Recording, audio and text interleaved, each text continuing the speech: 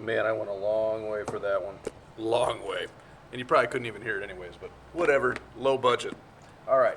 So today, guys, this brief history with Mr. D episode, I want to talk to you about where we are in our paper writing project. All right? Andrew Jackson project. Here we go. Now, for those of you that are in my classroom right now, take this opportunity to pull up today's Canvas assignment. The date is 3/4/25. What's your point? All right, we're going to talk about thesis statement and how to develop those thoughts going forward. So right now, I need you to pull up today's Canvas assignment. We can pause the video right now. You should be looking at that Canvas assignment right there. See it? You can see it clearly. So here are your goals for today, all right? If you can see it. Number one, write your thesis statement. Remember, the thesis statement is basically your main idea. What is the point of your paper? If you don't know what that is yet, it's okay. It's all part of the process. To help you find your thesis statement possibly, take a look at the next numbers on the list. Number two is, what are the traits of a leader? Answer that question today. What are the traits of a leader? Now, you may have noticed that there's little asterisks, little thingies, star thingies next to these. There's a reason for that. I'll explain in a moment. Number three, expand. What traits did Andrew Jackson have as a leader? Number four, decide. Based on what you know, was Andrew Jackson a good leader? Now, questions 2, 3, and 4, the ones with the little thingy things next to it, those could very easily make up 3 sentences in your conclusion paragraph. Now, if you already have a conclusion made up, again, these are just suggestions. Your paper should go whatever direction you want your paper to go, but these are ideas of how to effectively make a conclusion. Remember, your body paragraphs are the personality of your paper. That's where you set up all your evidence. That's where you make all your arguments, but it's really propping up that conclusion paragraph which restates your thesis.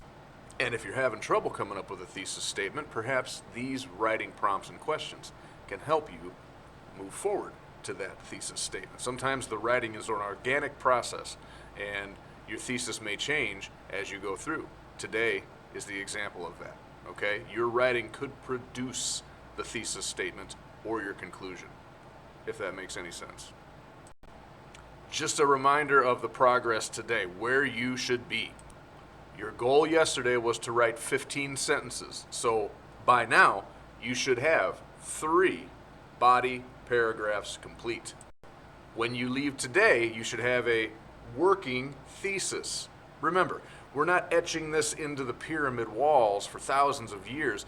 We're typing stuff in a Google Doc, man. You can change it, you can edit it, you can delete it, you can throw it away. Remember what I told you about writing a book? The first 10,000 words are garbage anyway, and I've got 25 pages of a book just sitting in a Word doc file, and I took 1 paragraph out of it.